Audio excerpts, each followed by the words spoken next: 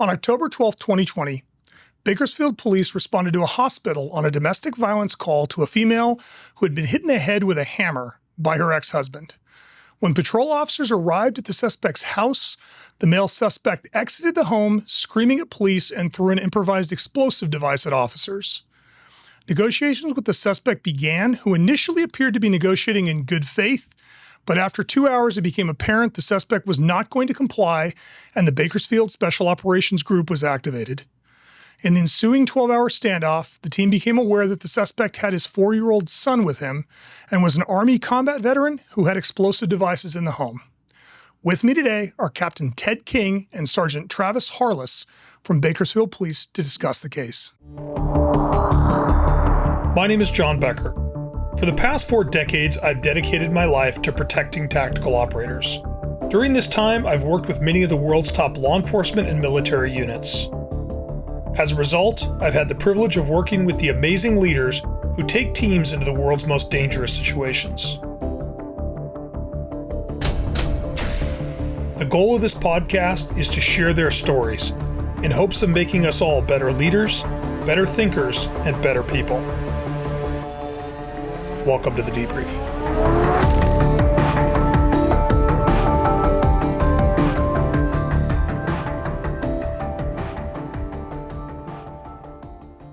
Guys, thank you for being here. Thank you for having us. Thanks for having us. So, Ted, let's start with tell me about the city of Bakersfield, police department, all that. Yeah, the city of Bakersfield is centrally located in the state. We're in Kern County. We have probably about 420,000 people in the city. The department has a little over 500 people, I think 512 or something like that. And we have a collateral duty SWAT team. It's part of our Special Operations Group, which consists of our canines and drones and bomb squad and all the fun stuff. Bakersfield itself is heavily agriculture and oil, a lot of blue-collar jobs. So the team, you said team's collateral duty. Travis, talk to me about the team. How big is the team? Yeah, so our SWAT team is 32 operators. It's divided up into 3 teams, gold, blue, and red, and then semi-full time element called VCAT. It's like an undercover apprehension team. Snipers, breachers, gas guys, like any other SWAT team. And again, we're a collateral duty assignment. What's the operational tempo of the team like? How many activations do you guys get a year? Mm-hmm. How many days to train? We train 3 days a month, so 30 hours a month. Our operations tempo for full team callouts are, what do you say, maybe between 5 and 10 per year, full team callouts. Right. Those are usually like on suspect barricades. Traditionally, we don't get utilized for like narcotic search warrants. That's starting to change a little bit. We're having like partial team deployments. So we'll send out like one of the colored teams with the Bearcat for like a narcotic search warrant or something like that. Got it. But historically, it's been like the narco unit that's serving their own warrants. Yes. Yeah. Got it. Give me background on you, Ted. How long have you been on? So I've been with the department for a little over 20 years now. I was in the Army before that. My time at the department, since I started, went to patrol and then went to our gang unit, got on our SWAT team fairly early, promoted through the ranks. I was a homicide detective for a little bit, and then promoted to sergeant, worked in our apprehension team and as a team leader on the SWAT team, and then promoted up to lieutenant. And I was a watch commander for a little bit during the riots and COVID. And then as soon as all that went away, I was able to start our Special Operations Division with Captain Bobby Woolard, and I was the first Special Operations Group lieutenant, and that was my role at the time of this incident. Got it. Trav, what about you? I've been with the department almost 18 years. Prior to that, I was in the Marine Corps. I was an infantryman in the Marine Corps. I, similar to Ted, patrol, gang unit, got on the SWAT team fairly early, about 3.5 years into my career. At this time of this incident, I'd been on the SWAT team for 7 years, a little over 7 years. I spent 5 of those years as a sniper. 9 years. I spent 7 of those years as a sniper, and I had just promoted to sergeant about 6 months prior to this incident. So I was a new team leader, a new sergeant, what was the other question? Yeah. So, well, for this event, and we'll start walking through the timeline. But for this event, like, what is your role on the team? This night. Yeah. So we, like I said before, we had the 3 color teams. I was the red team team leader, and our role when we arrived, the Bearcat was already on scene. So we took over that position with the Bearcat and became sort of the react team to the one side of the problem. Got it. Ted, what about you? I was the tactical commander. Okay. All right. So this is part of the reason I wanted to sit down with you guys is this is a crazy ass call. Yes. I mean, even for Bakersfield, this one's kind of crazy.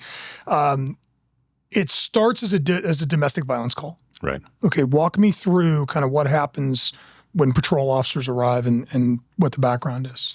Yeah, initially, the officers had responded to the hospital for an assault with a deadly weapon. A lady had been hit in the head with a hammer by her ex-husband.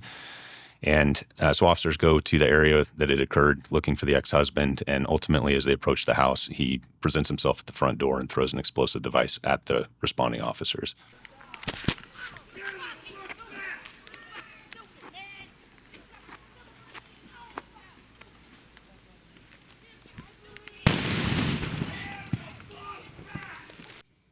Continues to yell at them to stay back.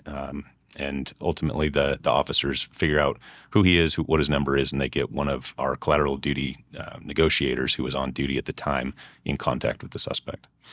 So, and what's the female's injuries at the hospital? They were significant, but and at that point, life-threatening. But she did not die. She survived. Okay, but he fractured her skull, if I remember correctly. I believe so. Skull fracture, brain bleed. But yeah, So he hit her with a hammer. He was under the impression that he killed her. Okay, so patrol officers set up initial negotiations. Walk me through what happens next. So patrol officers were there. Our gang unit that was on duty at the time, a lot of them are part of either our SWAT team or our strategic response, or kind of like a mobile field force team. So a lot of them were immediately available to be on scene. So they had the scene locked down pretty quickly. And then it was just trying to negotiate with the suspect. I got a phone call from one of the gang unit sergeants saying, hey, this is what we got and what we're working on. We feel like he's going to be able to be talked out at this point. And then the phone calls kept coming, and it was like, hey, this guy's not going to get talked out. So that's when we initiated a full team call out and responded out there. So yeah, because one of the things that sticks out right away is it's 2 hours until the team gets activated. But initially, it looks like patrols in the gang unit are having kind of productive negotiations with the guy, and it looks like he's probably going to give up. Yes, yeah, and and we're going to talk about lessons learned. This is one of those that I wish that I'd have activated the team more quickly.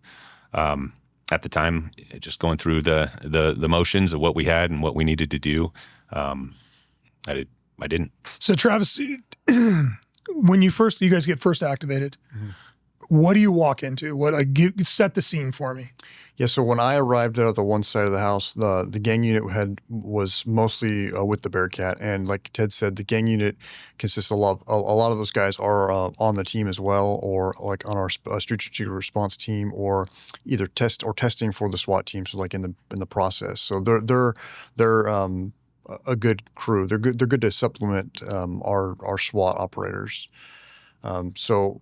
Yeah, I get there. Those guys are on scene. We take over that position, and then one of our other teams takes the 3 side, and then another team takes our County Bearcat arrives to assist, and then the other team takes the County Bearcat on the 3-4 corner.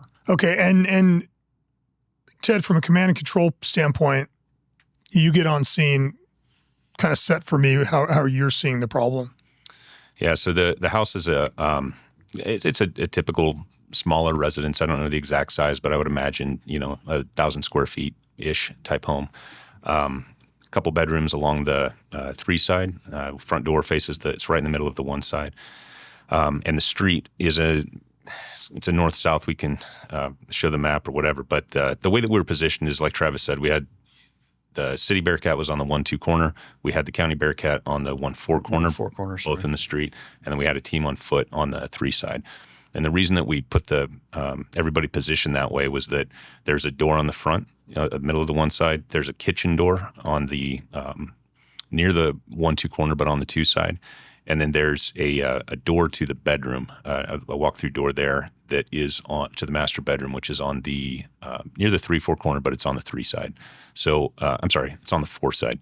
And so the idea was that not knowing if this kid is a hostage or we'll get into that. But if we had to make a crisis entry, we got 3 teams that are positioned for 3 doors. Got it. Yeah, that makes perfect sense. So, okay, you're in position, you're negotiating. How's the negotiation going? Like, what's he doing? What's he saying? So that is, again, another one of the lessons learned. So the information that I'm getting, because I did not listen to the negotiations directly, I'm getting it through a runner. And so the information that we're getting, or that I'm getting, that we're getting at the command post, was that the negotiations are going good, that it's positive, that we're in, a positive dialogue. They're not, necessarily cooperative, but it's not something where he's making threats initially. He's just saying, hey, I want some more time with my kid. I want to hang out. I want to put my kid to sleep, but I'll come out. I'll come out in a little bit. And when does that change?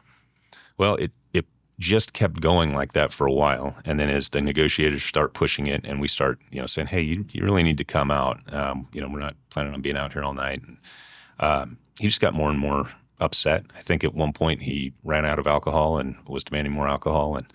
And it was clear that he had some meth on board. He had some alcohol on board, and it was going downhill.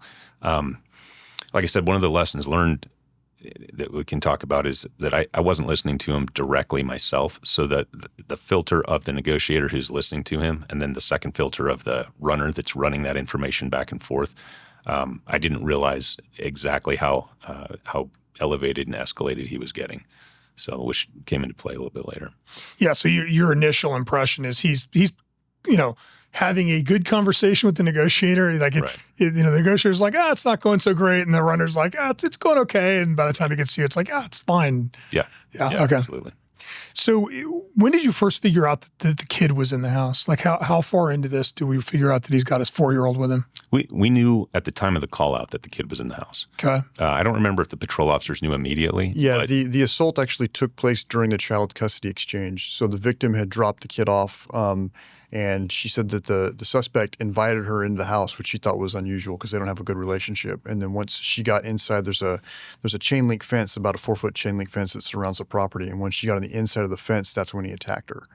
And so she told the officers that she had dropped the child off. So we knew right away, or were fairly confident right away.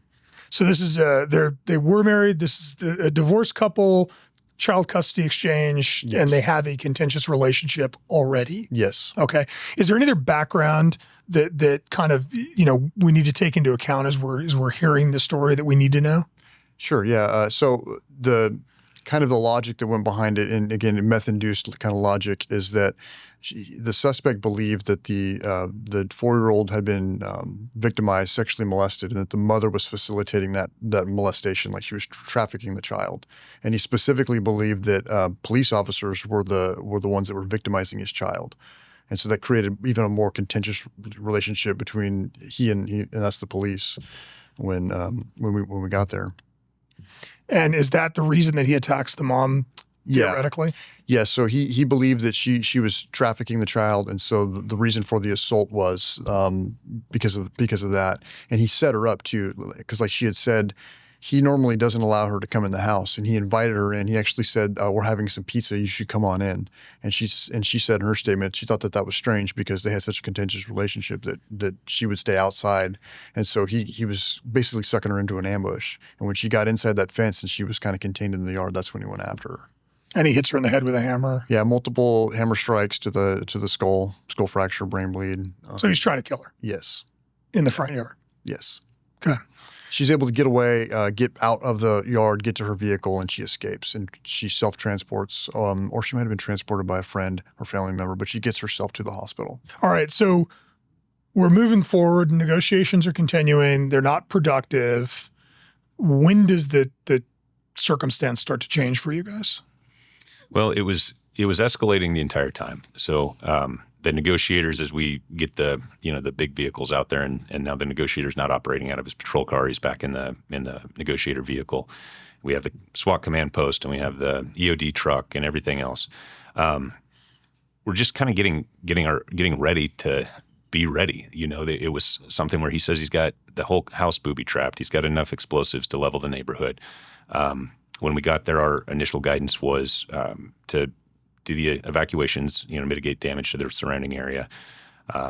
exacerbate and create any separation between the suspect and the kid, and then take the suspect into custody. So we're looking for opportunities to do that.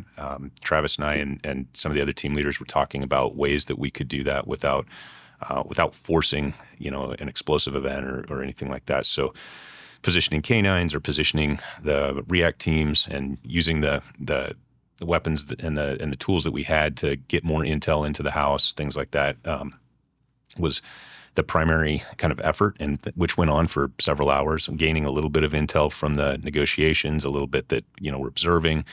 He's acting kind of erratic coming out, and he brought a crate of Molotov cocktails out at one point, and then he had it in his head that he needed to play music for us, so he's bringing music out. And so there's a couple things that were unexpected on his part, where we were discussing, if this happens, can we do this? Or, you know what I mean? So it was an interesting problem because we didn't really know where to go. There wasn't hey, let's just do this. This is how we're going to create this separation, or this is how we're going to breach this, or whatever. That, and I'll speak for myself, that idea that there were booby traps really kind of put me on my heels, and not knowing how to deal with that, and not knowing, if we're going to send a team in, are we going to jeopardize their safety as well as the child's anyway, and so it's not quite as straightforward as a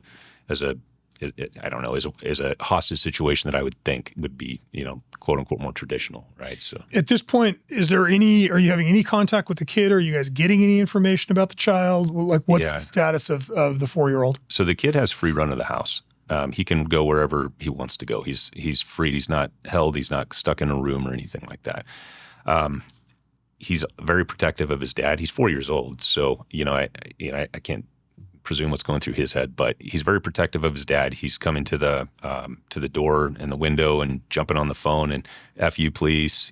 He's not cooperative with us. He's very, very, I don't want to say combative, but very hesitant to do anything that as combative as a 4-year-old can be. Right. Yeah. Right. So, and then that played into is he a hostage? Is he not a hostage? Like we had kind of talked about as we're prepping for this, is that you got a kid that's exposed to danger. It's not his choice to be exposed to danger. So on that side, we're kind of leaning toward a hostage. But his actions and the dad's actions, the dad's not threatening the kid. He's not being mean to the kid. He's actually talking very nice to the kid. He's making sure that the kid has movies to watch and music to listen to and food to eat and things like that. So it's really this kind of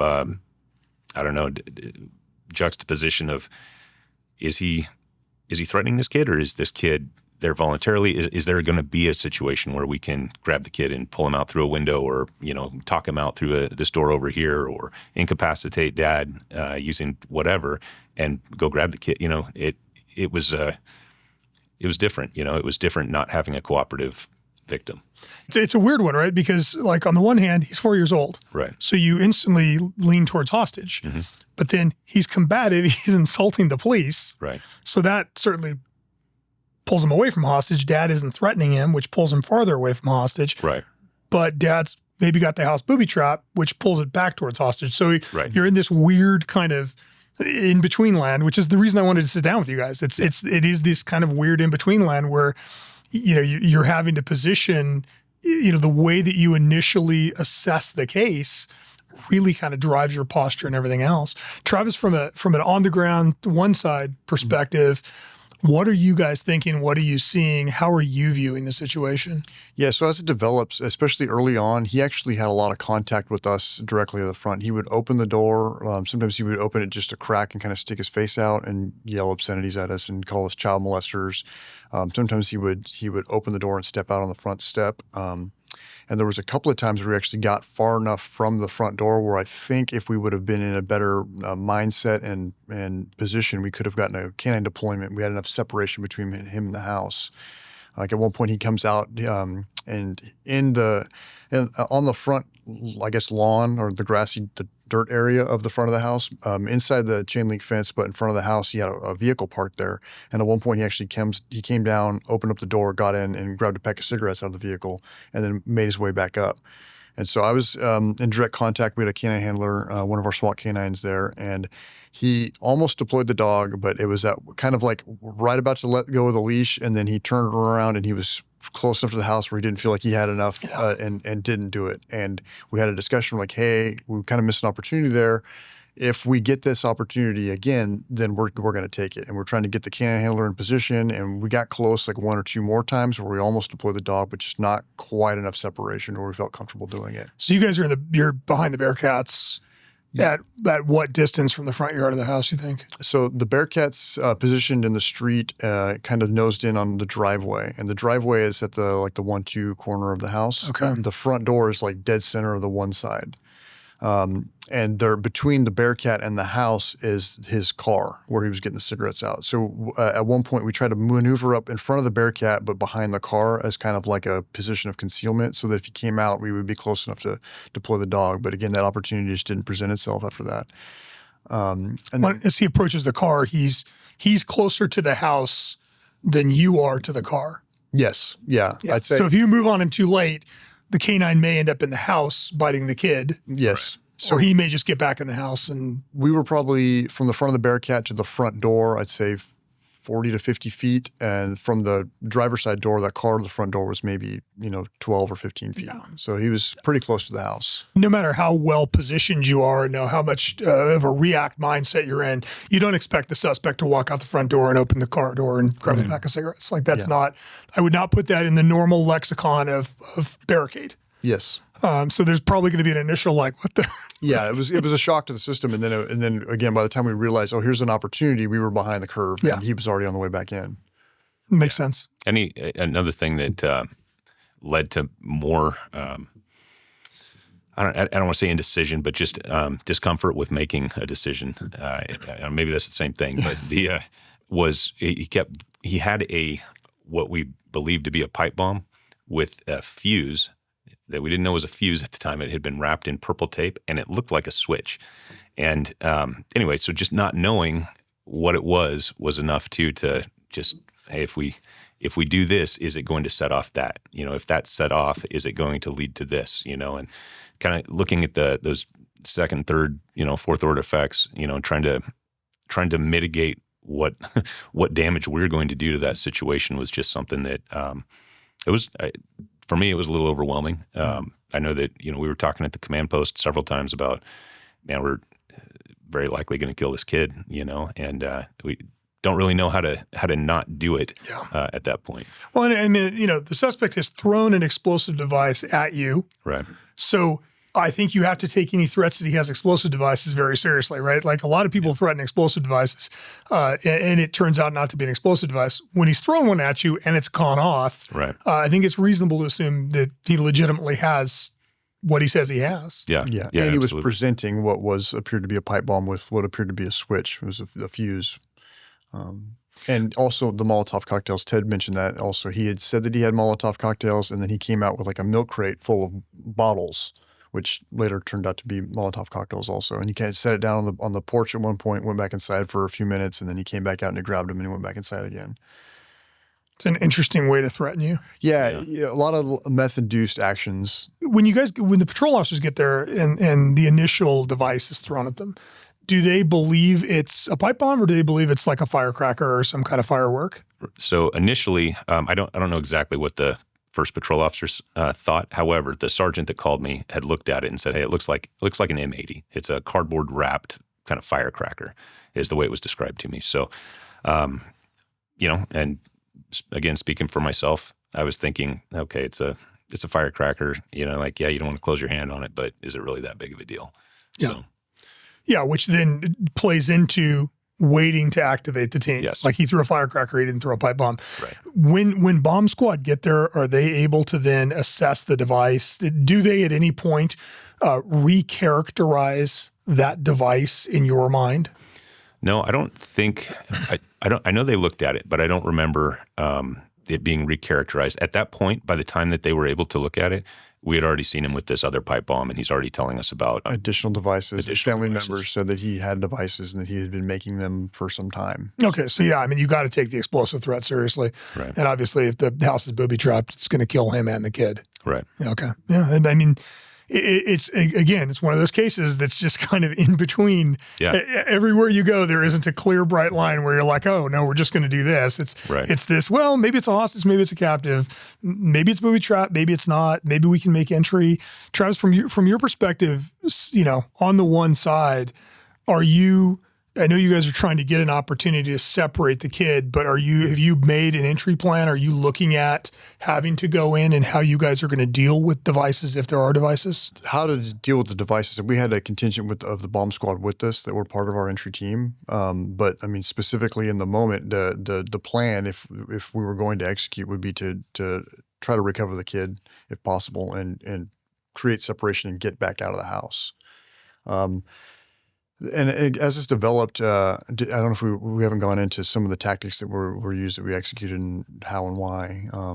So we, at one point, a decision was made to deploy our throw phone, and that was sent over to us on the one side. And part of the reason was we had access to his driveway, so we'd opened up there's a section of the 4-foot fence that had a gate on it. We opened up that section, and we were able to drive our Bearcat up and get pretty good coverage all the way up to where that door that's on the 2 side, right at the 1-2 corner, it goes directly into the kitchen, and the upper half of that door is like a three feet of like glass pane windows. And so the plan was to smash those out with a hoolie or some sort of blunt object, and then push the phone through and into the kitchen. Part of that was to try to establish communication. They'd been talking to him on his cell phone, but also to kind of get eyes on what looked like on the inside of that kitchen. And does that work?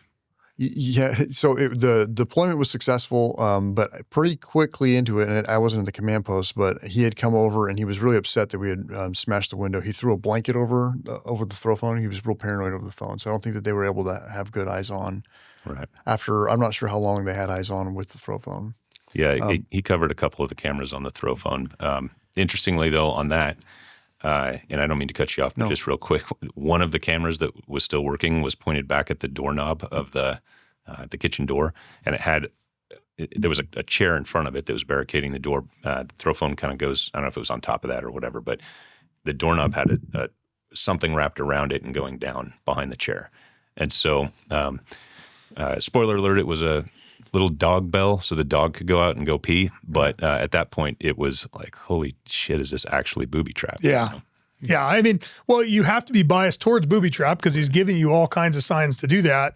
And yeah, I mean, something's wrapped around the door. Right. You've got to think it's booby trap, if nothing else, to protect your team. Right. Mm-hmm. And another tactical consideration during the deployment was we weren't making entry at that point, and so we decided that we didn't want to make it a secret. It wasn't like a clandestine movement. We wanted him to know what we were doing, and so we had a negotiator with us at the Bearcat speaking over the PA and telling him exactly what was about to happen. So we didn't want it to be a surprise when we're smashing his window. We didn't want to be a surprise when the phone was deployed and to kick off him detonating some of these devices. So we were very clear in communicating. I think we told him over the phone, but then also as we moved up with the Bearcat, we were telling him over the PA, we're not making entry. We're going to be deploying a phone. And so that, that way he wouldn't think that we're, booting the door and torch off one of those devices. With the throw phone, do we gather any more information about the kid? As a matter of fact, we don't get any more from the kid, which because of where the throw phone was just inside the kitchen, that actually led to the belief that if we ported windows at the 1-4 corner, we would get more intel, more observation into the structure. So the kitchen had a relatively small area that we could see through, whereas those other windows that I was talking about into the main living room area would have opened up a view into the kitchen, but also down the hallway and into the main area where the suspect was spending most of his time. So the information that we did get, or the intel that we did get when that throw phone was deployed, was that, and stop me if I'm wrong in my recollection of this, but the suspect pretty much just stood there.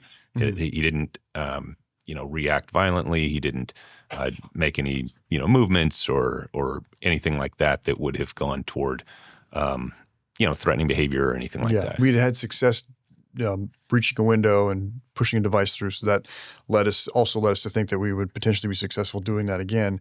Part of one of the kind of the makeshift plans we were thinking of during the time is if we could create some sort of separation between our suspect and this child, that we could potentially make a limited entry to get a hold of that child. So we knew that they were moving around. You could see that there was different windows at different points in the house, and you could see at points when he would walk by, or you could see a shadow behind a curtain. You could see him move. And so we knew he was moving around. We knew the kid was moving around. So they weren't constantly together. And sometimes he would come out with the kid. Sometimes he would come out without the kid. So one of the considerations was if we could get better obs into the house and we could see that they're separated, that might give us an opportunity to take control and take that kid out of that house. Either go in and snatch the kid or move on him and separate the two. Yes. Right. Okay. So you make a decision then we're going to port the 1-4 corner? Yes. A decision was made. Yes, that was my decision. Okay. You make a decision. Yeah, we're going to port the 1-4 corner. Yeah. And the team that was on that corner, they came up with a plan and they ran it up. And I said, that sounds like a good plan based off of the fact that we've been able to approach the structure several times without any additional explosives being thrown out. We've breached windows already when we delivered the throw phone. The windows, just kind of reasoning it through, were less likely to be booby-trapped than the doors were. Sure. So we decided to port those windows, and at the same time, we were going to use the noise from that port from that break and rake to open up the door that's on that fourth side. So, and when I say open it up, it's an inward opening wooden door with an outward opening metal screen door, and we were going to pop the screen door so that if we needed to, we would just have the inward opening wood door if there was a crisis entry that was necessary, and we'd have another option. So, I felt like that was a reasonable action to take given the lack of response that we'd had so far, the information that we would be gaining, the tactical advantage that we would be putting ourselves in. And so I authorized that. Okay. It's important, though, to talk maybe about what was being communicated or what was being said by the suspect during the first window breach and the deployment of the throw phone. It wasn't necessarily routed back around. Right. If you wanted to hit on that. Yeah, absolutely. So I just said how the observations were that the suspect was non-reactive to the throw phone deployment. Over the phone, it was a whole different story. And going through those filters that I didn't take care of, it was very clear listening to it later, when I actually went back for the after action and listened to the audio myself. He was pissed. He was making threats. He said, if you guys ever come up here, I'm going to throw different explosives. He said he had stuff that would stick to cars. And next time you guys break my window, we're going to find out what my shit can do. I'll call you when I'm ready in the morning. And if not, I don't know, somebody's got to die. I'm pulling the fucking debt fuse on the whole neighborhood. I'm going to kill all you demon fucking motherfuckers, bro. He's making all these threats. He said that he'd leave the house would be a crater, that he'd rather see the kid in heaven than with us. And so he's very adamant and very violent in his description of what he's going to do and the threats that he's making. But I'm not close enough to listen to that firsthand, and the runner didn't relay that. So again, not on them. I could have positioned them closer. So it was just a bit of information that I feel I would have absolutely loved to have had before making that decision to send those guys. Yeah, no, it makes sense. Okay, so you make the decision. We're going to port it. What happens next? So the team that is near the county Bearcat there at the 1-4 corner, they make the team leader designates several people to do the break and rake of the window, and also designates several additional people to make a crisis entry if necessary through that the port on the one side. So that became it's another issue, but either way, they move up to go breach the window. They're doing the break and rake. I didn't mention it earlier, but we had pre-staged some fire hoses up there just in case.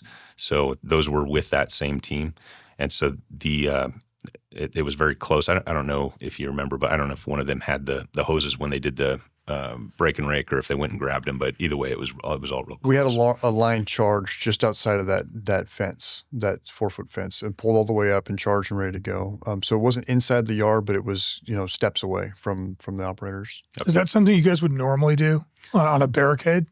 Or was it just the explosive devices in this case that made you go, let's have fire standing by? So it's an interesting question. We've had a couple call outs that we've used fire hoses successfully to help, as a less lethal tool to disarm folks and to pin folks into position. So it's not completely uncommon for us, but this one was we'd had those past experiences in mind, and then also the threat of explosives and the Molotov cocktails. We figured that it was a pretty strong chance of the house going up. Yeah, smart move. So they start moving up. There's an element of maybe 5 people that go up to do the break and rake and provide the lethal coverage. As they start breaking out the window, the suspect has 2 pipe bombs inside the residence, and he lights and throws both of them at the officers. Thank God, neither of those pipe bombs made it out. They hit the wall above the window and dropped flat inside the house, and it detonated there. The suspect, to his credit, shielded his son and kept his son from absorbing any of the shrapnel that was in those pipe bombs. But it was enough to blow the roof literally off of the walls. Shit.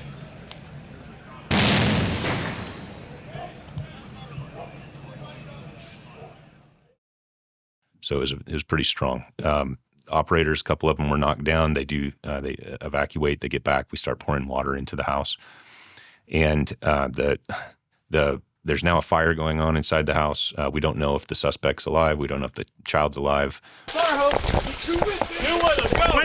With him.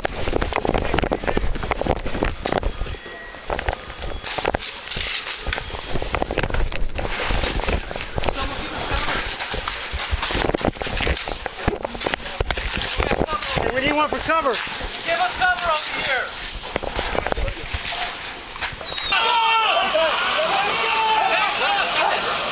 Right, go back to the window. Hey, go back to the window. Get the boy! Get the boy! Get the boy! Turn the hose on!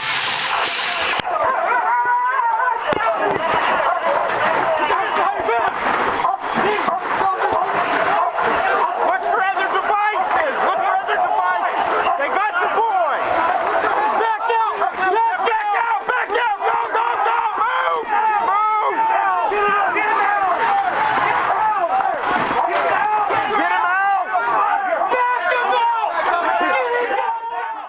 You know, the captain and I were back at the command post thinking we just killed this kid, and as luck would have it, that fire hose that was being sprayed into that same window that they had just ported ultimately sprayed the child out the front door.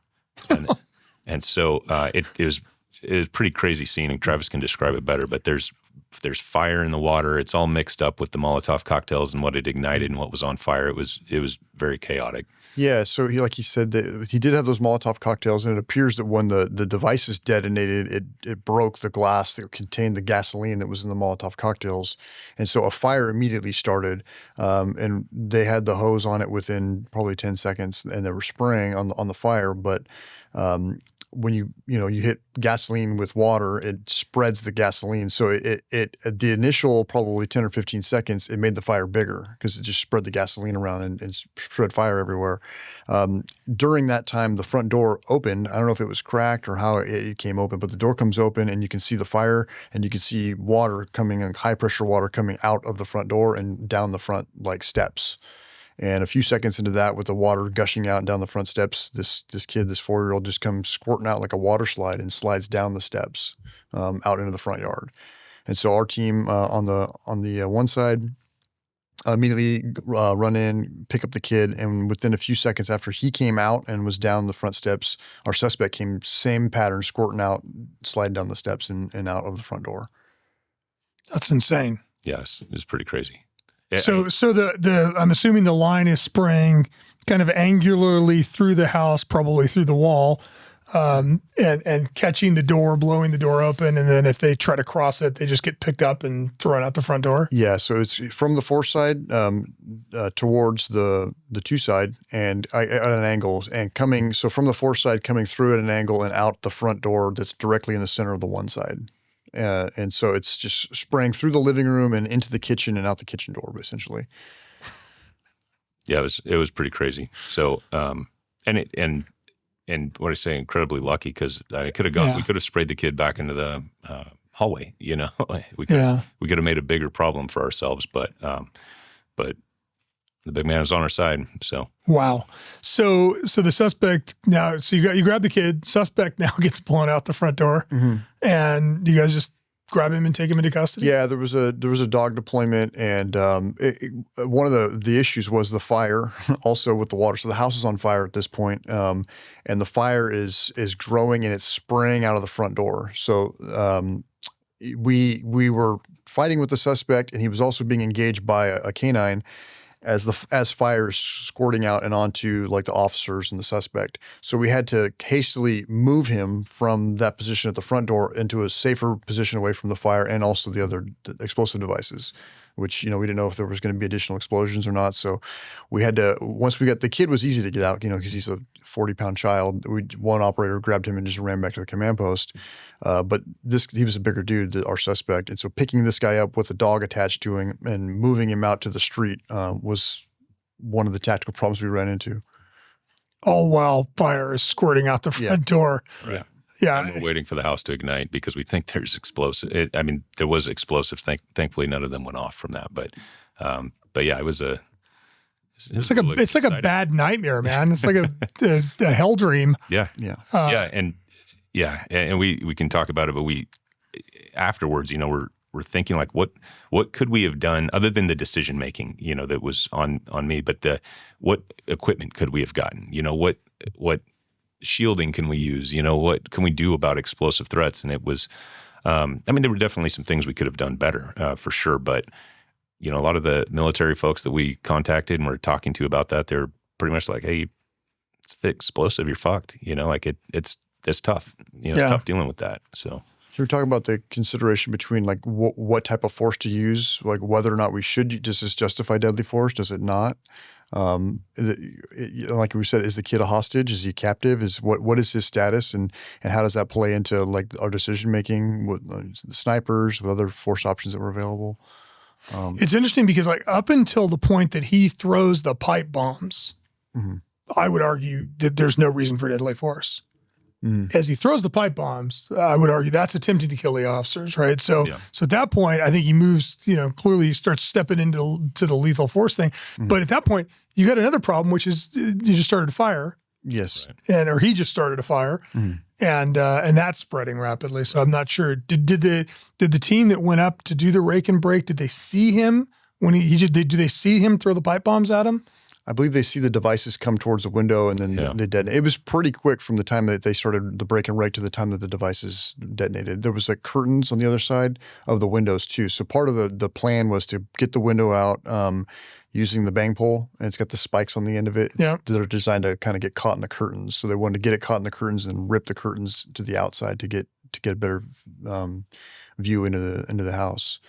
So they couldn't see him directly, but there were some lights and some shadows kind of moving around throughout the whole operation. Wow. So, okay, we got them both in custody. The house is on fire. Does the house end up burning to the ground? What ends up happening? I don't know how. I think the hose ended up putting putting it out. So, but there's that initial 15 to 20 seconds where the hose was making the problem worse. Yeah. And once the gas was spread around enough to where it wasn't spreading anymore, then the hose was able to put the fire out. One of the lessons learned later on was that you can request from fire to have foam. They actually have. They have stuff for that. So they have stuff for that. Yeah. Believe it or not, the firemen know how to stop that. But we don't know any better. Let's just get some water and spray it at it. Well, that's probably a good place for us to kind of pick up with lessons learned. Talk to me with as you guys walk away from this thing and you debrief it. Obviously, there's 100 decisions that you can second guess here and make yourself crazy with. But like looking back on it, what are the real lessons learned for the team?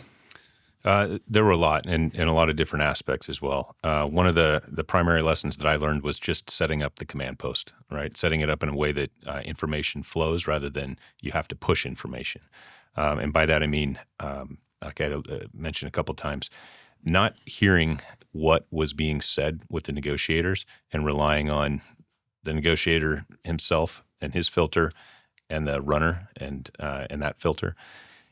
I did not get the information that I should have gotten, and it's not their fault. It was my fault. I didn't realize that I didn't get that information until after the fact, listening to audio and going over, stuff for the AAR and lessons learned. I didn't realize that when Travis's team moved up and deployed the throw phone, and it sounded like he had little to no reaction. And, that kind of lulled me into a false sense of security as far, than authorizing that other team to go up and breach. I expected the same thing. I didn't have anything to really expect differently. Going back and listening to the audio, I found that he was pissed. He was very adamant about if we approach the house again, he's going to use the explosives, that he's going to kill officers, that he has stuff that'll defeat our armor, things like that. And so it seemed like a small thing at the time, to just have the runner and not really worry about the trucks being up next to each other. It's an older area of town with thinner roads or, slimmer roads. So I just figured out that that'll work. But in that, it's not necessarily even a shortcut, but in that just failure to think through it, lost out on some valuable intel that was really could have been pertinent and could have saved some of our folks the injuries that they sustained. That makes sense. What else? The EOD, I mentioned that they were pushed forward. They were not in direct line of sight with the problem, but they were close to where they could deploy the robots and, put all the gadgets and technology into the structure. I should have brought one of them back to the command post, one of the techs, to be an intel source, and say like, hey, this is a safe standoff distance with this size explosive roughly, right? Or based off of, what we're seeing in this window or at that doorway, it's likely to be, you know what I mean? Like just giving us a little bit more of a educated guess rather than us just not knowing, is this booby trapped? Is that booby trapped? What's the standoff distance if this does ignite? If we shoot him while he's carrying this thing, how far away do we need to stand? Or, if he detonate, we were worried about dead man switches and all the stuff that we hear about, right? If it detonates, how far away do we have to keep the kid? Things like that. And I didn't do that. I really wish that I had, because I feel like if we'd have been able to provide more information to the guys that were up there on the ground, they could have made potentially another decision even earlier on as far as what that separation looks like. Is it significant enough separation to go grab the kid, or is it not worth it? Is that separation not to that point where the kid's safe? Even if we sent the dog or whatever it was. So I wish that we'd have done that. I wish I'd have done that. Some of the information that came in through the negotiators, we had some information that came through that the negotiator said, hey, it sounds like a metal on metal sound that sounds the same or consistent with him loading a magazine. We had done some homework earlier and found that he had a firearm that was registered to him, but that firearm had been seized in a domestic violence arrest previously. But he's not at his house. He's at, I don't know if it's a brother's house or a friend's house or something like that, but it was somebody else's house that he was living in. So does that mean that there's more firearms there? As we pulled on that thread a little bit more and thought about that, the fact that we've got an officer, a negotiator saying that this is what it sounds like. They are informed, they know what a magazine being loaded sounds like, but they're not looking at it. They're just hearing some sounds, right? And so as we put that information out, yes, it's good information to be put out to the team, for safety purposes and situational awareness. But one of the results of that is that the sniper team leader calls me up and, it says, hey, shortly after that information goes out over the radio, calls me up and he says, hey, I think that this needs to be a sniper-initiated assault. So we talk through it a little bit, and he says, this guy's making comments about his son. He'd rather see his son in heaven than with the police or with the mom. There's a metal on metal sound similar to, magazine being loaded, which he took to mean a magazine was being loaded. And that this kid has been running around this place, and he's referring to this kid as a hostage. Again, I couldn't say that he wasn't at that point, but we just had to be real careful, because that little bit of that metal on metal sound and adding that context that we had added, we're doing it for safety, but now we're going to use it as a fact that we're going to rely on for this sniper initiated assault, to me was dangerous. We don't know that that's what it is. That's what we think that it is. And that's what somebody that is on our side is saying that it could be. And somebody else is now saying, okay, that's it. I'm checking another box. So that was something that I told him that it was not there for me yet, because one, that that was just officer safety information for me. That wasn't something that was that I was comfortable relying on as fact. And what I didn't count on was that he would take that to mean that I was taking away his reactionary authority. That there wasn't we're not going to use snipers. We're not going to use him and his observations that essentially what his opinion was and all the experience that he had just didn't count for this. I never thought that he would take it that way. And I wish that I'd have explained previously, just more thoroughly, what the expectations of reactionary authority were, and the latitude that's there, and that you don't need the commander's approval to take lethal action if you have the facts and circumstances line up in front of you. And the difference is that you're on the hook for explaining it, and we do it all the time. I shouldn't say all the time, but any lethal force encounter that we have to explain ourselves. So it was just, again, a lesson learned that I should have one explained on the front end to the entire team, because if one person doesn't understand it the same way I do, then there's probably another one that doesn't understand it the same way. Sure. So that was another lesson learned. But then also in that instance to say, hey, just because it's not there right now, it doesn't mean I'm taking anything away from you and your independent ability to react. I wish that I had done that, because he's actually one of my best friends, and it created quite a wedge between us personally as well, until we got to talk about it later and all that. But it took a while. But it also brings in the kind of longstanding debate with California legislation and other states and even other countries starting to manage this. Like, well, was it really an imminent threat? And I think that has to be going through your mind, right? Is kind of weighing this math of like, are we at a lethal threat yet? He's got explosive devices. He may have a gun. It's his kid, but the kid is free and moving around the house. And like this whole thing is kind of hanging on this line of hostage captive, lethal, non-lethal. Right. What else is kind of rolling through your mind as you're looking at this thing? Yeah. You hit the nail on the head. Fear alone's not enough. Right. And then take that back to when I was in SLP, we were talking about I want to say it was Pierce County, Washington, back in 2013, where suspect had his infant son, and the SWAT team and it was barricade. SWAT team treated it like a hostage. Ultimately, suspect with son comes out to the front door comes out the one side. SWAT commander makes the call to not let him go back inside with the kid. Team in the back breaches, goes inside. I believe it was an explosive breach. Goes inside, shoots a couple dogs. The guy that's outside, the suspect, doesn't know what's going on, runs back inside, and as he turns to go back inside, he's shot by the sniper on the one side and killed. Later on, the jury found that that the kid wasn't a hostage in their opinion. So again, not that we're making decisions based off of a jury, but that was weighing pretty heavily as well. And not just the fact that the jury found them culpable of all the monetary awards and all that stuff, but the fact that these people didn't think that this kid was a hostage. And we've talked about it here today. I wasn't convinced that this kid was a hostage, so that it kind of I don't know, it just hit a little close to home, and it was like I don't feel good about saying that this guy is going to hurt this kid.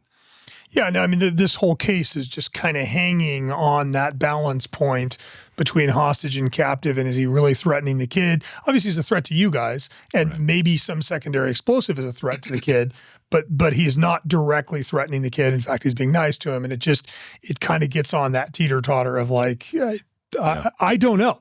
Sitting here hearing the whole thing, I don't know if this kid was a hostage. Yeah, it was tough. And then, as well, that sniper initiation, right? Like what's step 2 to that? It's an assault, right? Either an assault or we try to call the kid out. And either way, I was worried about the booby traps. Anything that's, sending a team in that could potentially jeopardize the kid or jeopardize themselves.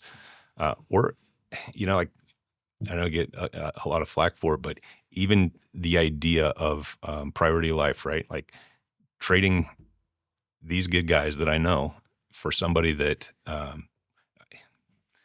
I don't know. You know what I mean? Like a kid that's not necessarily a hostage that, May not be harmed. yeah. No, that's why I wanted to sit down with you guys. Like, this is such a difficult balance. Charles, what are your thoughts? Yeah, so some lessons learned on my end from a more of a strategic level. I could have done a better job of really communicating like what the end state was to the team, like what we wanted to also framing the problem, like what do we want to have happen, what do we not want to have happen, and really pushing. Ted kind of hit on a little bit about the reactionary authority, and this wasn't really a concept that, and I was confused as well, if I'm being honest, when the sniper team leader made that call, and he and I had a conversation. So he made the call to Ted, and then it was communicated back something to that effect of like, well, they're saying no, we're not gonna utilize the snipers on this. And so the concept, the whole concept of reactionary authority being communicated better to my guys on the one side, and being more creative and thinking like through the problem a little bit better. Because initially, like Ted said, the negotiations seemed to be, well, we were under the impression that the negotiations were going well, and that he was just going to come out. And if I'm being honest, like the way I envisioned it ending was he was just going to get tired and finally just give up, and he was going to come out and surrender. And then we were just going to put handcuffs on him and we're going to leave. And I wasn't really thinking through, like, what if he refuses to do that? Like, how are we going to force this thing to end? Until a little bit later on, and some of those missed opportunities like I talked about earlier. And if I would have been more creative and more forward thinking and more, I don't want to say aggressive, but willing to take action as opposed to kind of sitting back and waiting for the incident to resolve itself. I think that we could have utilized some of those windows of opportunity that he opened up and either got a dog deployment on him or got in a position of concealment to get a taser deployment on him when he came out, or do something other than essentially, sit there and wait for this thing to come to a conclusion. I think it's difficult though, because you think about it like Gary Klein, who I interviewed on the show, talks about kind of recognition prime decision making. Mm-hmm. You have a set of paradigms that you're applying to the situation. You're looking at it and you're trying to make it fit one of the paradigms that you previously had. Is it a barricade? Is it a hostage? And because if it's a hostage, you're going to take the opportunity. But if it's not a hostage, maybe you're not. Mm-hmm. And because this thing is sitting so in the middle of all of those different, recognizable paradigms, it's easy to get sucked into inaction because you're not hitting the normal trigger. Correct. Right? For a barricade, you're not thinking about intervening. You're thinking about the guy coming to you. Yeah. And for a hostage situation, you are thinking about intervening, but this isn't really a hostage situation. Yeah. And then add the explosive devices as well. So when he's coming out and he's got explosive devices, we're worried about kill switches, and that's also factoring in. Like you said, on a simple barricade, usually when they come out, they're surrendering. But on a simple barricade, if somebody comes out 20 feet in front of the door and then turns around to walk back in, we'll send the dog. We'll take an action to prevent him from getting back in. Not like a lethal force action, but something that we can do. Some form of less lethal just to interrupt his OODA loop. Exactly. But we're also considering like, well, if we put this guy down and, what if this device we cook off one of these devices? With the kid in the house. The kid in the house sometimes, but also sometimes he would come out with the kid attached to him or really close proximity, which was another hesitation for deploying the dog. Like if we send this dog and it gets mixed up between the suspect and the kid, now are we going to be dog biting a 4-year-old kid? And what's that gonna cause? So yeah, like you said, there was a lot, like it didn't fit into one clean box. And so it was easy, like you said, to get sucked into inaction. That's a great way of putting it. So Ted, from your perspective, retrospectively, looking at this thing, how would you frame it differently? Like, I mean, even sitting here, it's still not like it's knowing everything. I don't know that it still falls into a box that makes sense, but Monday morning quarterbacking yourself and looking back at it, like how could you have framed this differently, or what information could you have gotten that might have changed your approach to the problem? I think that that's a really good question. I think that there's so many of these types of problems, not just this one, but the types of problems that law enforcement encounters, that it's an unknown situation until, like you said, it's recognized and you can put it in the box that it belongs. The pieces were out there, but I didn't do a good enough job putting the recognizers that we had in place, i.e., like CNT or EOD, or utilizing the snipers, or putting those people in place in the right amount of time to provide the decision makers and the action takers with the information that they needed. And so some of that stuff, like I talked about with EOD, if they don't have that information to help put this situation into this box or take this action because of this, then I think that it just exacerbates and stretches out a problem, right? If they've got all the intel that they need and they've got the authority, they're confident with their skills, they're confident with what it is that they're faced with, I think that it makes it a little bit easier to pull at the different things that need to be pulled to put it in to one picture and put it into, hey, this is what we're going to do and this is why. So I would say that in terms of framing, just getting them the information that they needed would be kind of priority one. And I think that the guys would take care of the rest, to be honest. What would have changed? I mean, your bias for action here. Mm-hmm. What information was available that would have changed the way that you guys would have responded at a tactical level, you think?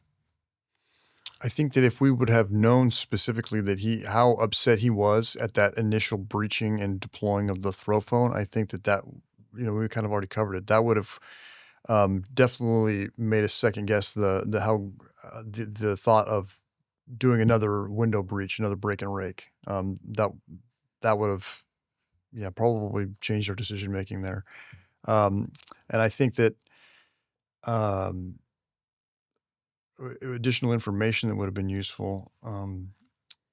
The concern that we had about the kill switches on the devices, in hindsight, again, hindsight being 2020, it's an actual kill switch on a device is so rare. The majority of explosive devices are just like hobby fuse and not a kill switch. And I think that we were placing a lot more concern on a potential threat that was very, very unlikely.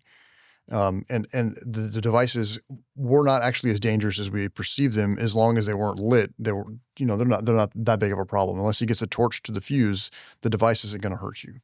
And so I think that we were a lot more concerned about how dangerous these devices were going to be because of not because of their ability to cause harm. They blew the house up, but because of the difficulty that it would take to get the device to cook off. Yeah, so if you sent the dog... If we send the dog and it bites him and he drops the device, it's not going to explode. Doesn't matter. It doesn't matter. And that was a consideration that we had. It's like, well, if we take an action, he's going to drop this device and it's going to go off, it's going to kill him and it's going to kill this kid. And so that caused a lot of hesitancy. So I guess just having a little bit better knowledge on how these devices work than I had at the time. Which goes back to, like as you're doing this, like the thing I'm thinking of is harvesting the available knowledge.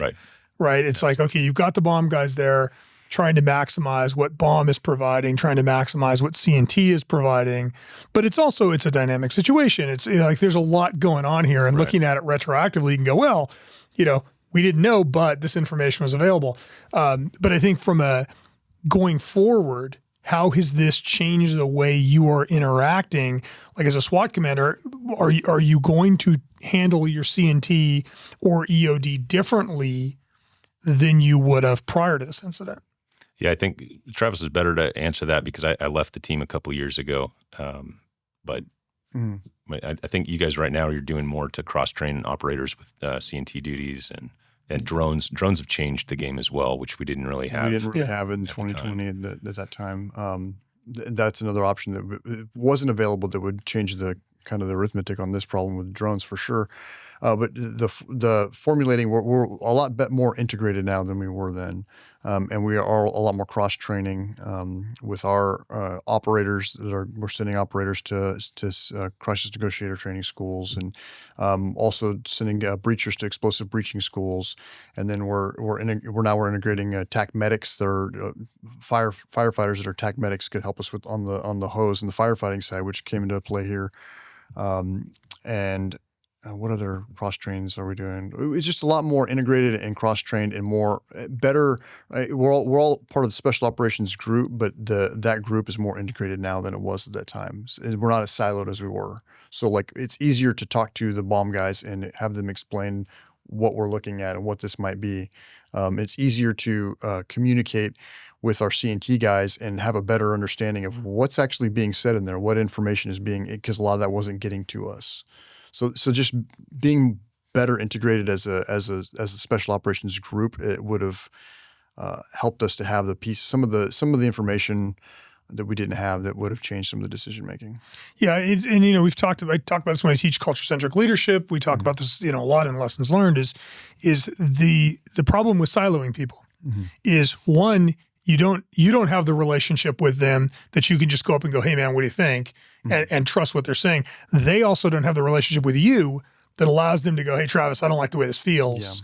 It is kind of part of harvesting the wisdom of the group, is creating an environment where you can either push or pull that information from the whole group. And it's not something that happens intuitively in human beings. And it certainly isn't something that happens intuitively between disciplines. Yeah, and then also and Ted's talked about this before, but this siloing those elements. The SWAT guys want to SWAT the problem. The negotiator guys want to negotiate the problem. The bomb tech guys want to robot the problem. Like, everybody's got their specialty skill that, like, this is my tool and this is what I'm going to use to solve this problem. And so there's almost like it's not like a real competition, but there's the mindset that, like, my answer to my solution to this problem is the best solution. Yeah, well, it's specialty bias, right? Like, if you're a bomb guy, it's a bomb problem. They always say that, the problem with seeing a surgeon is he's a surgeon, so he solves it with surgery. Yeah, right. And it's the same thing here. Like, a bomb guy sees it as a bomb problem, a CNT sees it as a negotiation problem, and a SWAT guy sees it as a SWAT problem. Yes, and it's a question of where do those come together, and who fuses those perspectives. And it sounds like kind of what you're saying is that fusion should have happened at the command post. Absolutely. And wasn't. Right. It's great if it can happen down low, but it's essential to happen there at the hub where all the information is coming in. And I'll give you a good example of that at one point, listening to the audio again after the fact, one of the commander intent, right, was create separation between the kid and the suspect, right?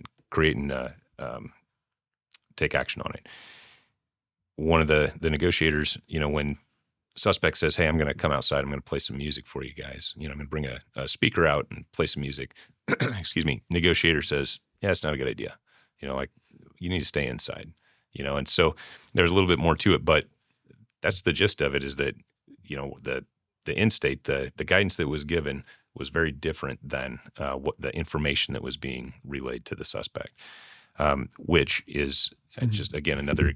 Yeah, and in a hypothetical world, if he can encourage that behavior and get him to come out as far as he can, but also communicate that that's about to occur, it would help us to, like, you have a dog ready to go, but a dog can't be ready to engage for 5 straight hours. Yeah. You know what I mean? Like, if we have that information coming, like, hey, in just a minute, he's going to come out to bring you and play you some music, well, then that can key us up to be like, okay, we're going to get in position and we know it's about to happen and be ready to go.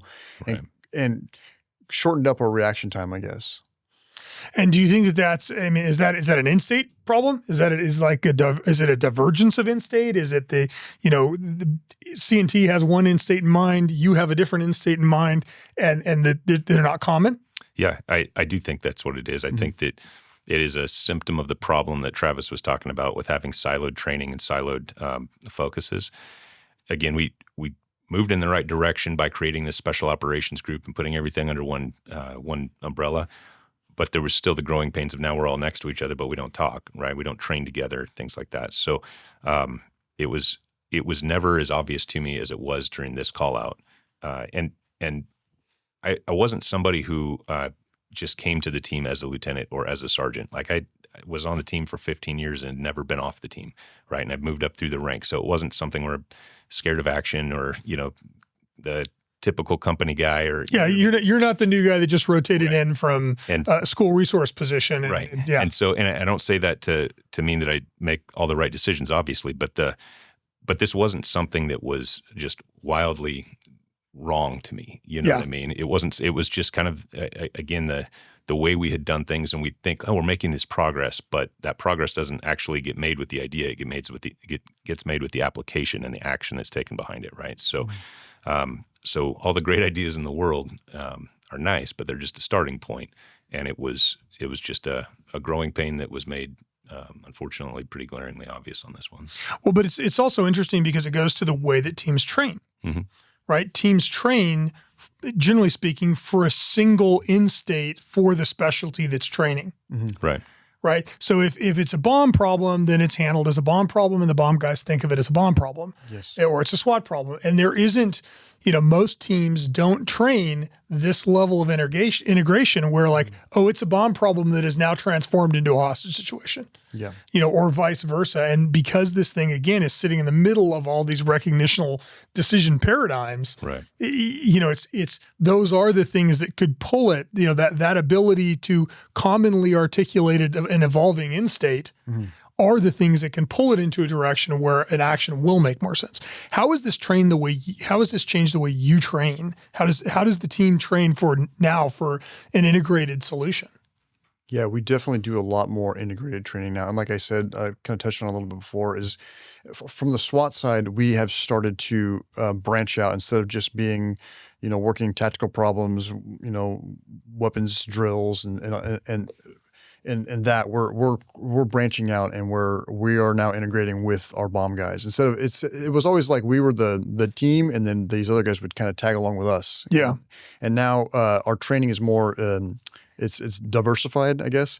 So like I said, we have some of our operators who have been to C&T school now, and they train on that side. And we have some guys that are explosive breachers, and they're training with our bomb guys. And we're getting integration through that training and through kind of expanding out and being less focused on just being SWAT only, and trying to be a little bit more diverse on our end on the SWAT side with those other teams and those other elements. Well, and like when I teach lessons learned, one of the things I talk about, like with medic programs, is this idea of having a broad and deep program, right? Having a broad enough awareness of the skill set, in the case of medics, being able to stop bleeding, that everybody on the team can stop bleeding, but also having that deep capability of having a legitimate paramedic, who knows, he can give drugs, he can solve these problems, because there are those scenarios where you need to have the depth of, hey man, what's that thing he's holding in his hand? Yes. And it's got a fuse sticking out of it. And does that look like a dead man switch to you? Yeah. It's little things that you don't think that are important. So we have,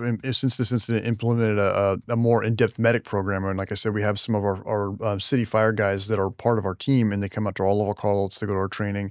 And when that program first started, I was an advocate for sending these guys to rifle school. And then when they went to rifle school, we put them through our SWAT school. And then like they're doing entries, and they're doing all of this SWAT stuff. And one of the arguments that came up against this is like, why are you having the fireman like carry a rifle and shoot your qual course? Right. He's never going to do that. And I'm like, yes, but he has a much better understanding of what our job is. And so he has an understanding of how he can be effective to help us the more he knows what we're doing. And we're trying to, do that with all the other teams as well. Yeah, so they understand how the team is going to move, how the team makes decisions, how it intervenes. Yeah, that makes perfect sense.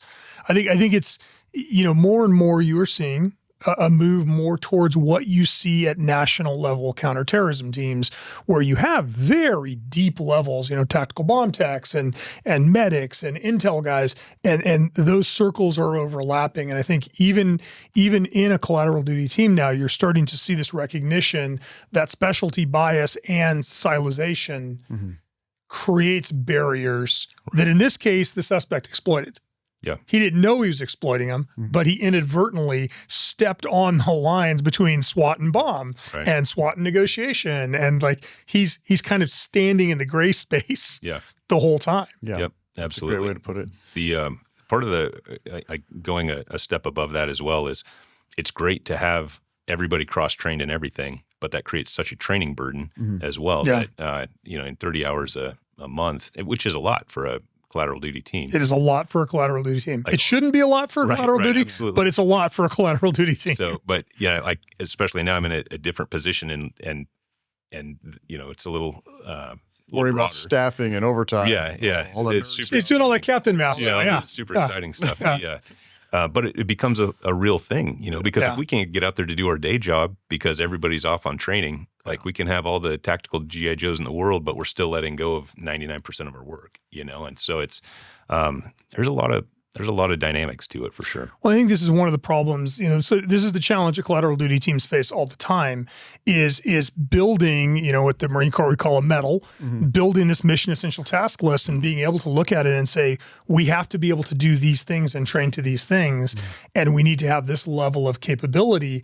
And especially with shrinking budgets and departments that are 15, 20, 25% short staffed, this is every team I work with now is struggling to even get enough guys at training and all that. So it's, you can see again that tension is pulling right through the middle of this problem, which is why I wanted to sit down with you guys, because this is kind of hitting on all of the struggles of full-time and collateral duty teams, but it is in the middle of everything. Yeah. Is there anything else looking back at it that you think now, if you're giving this debrief, you're sitting down with another team, you're like, hey man, think about these things.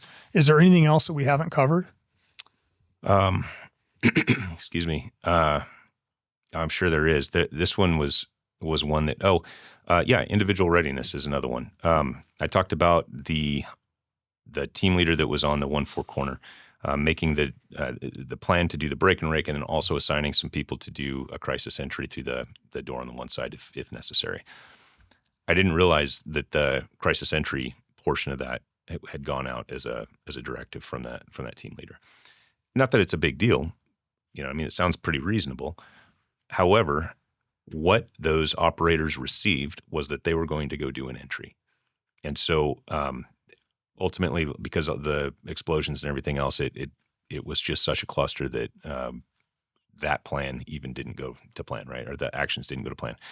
But afterwards, as we were debriefing this and we're working through it as a team, and the decision making and what we could have done better and that sort of thing, there were a couple of operators that had lost faith in us up the chain as far as like actually caring for them. They thought that they were being sent into an explosive environment, essentially to trade their lives for this kid.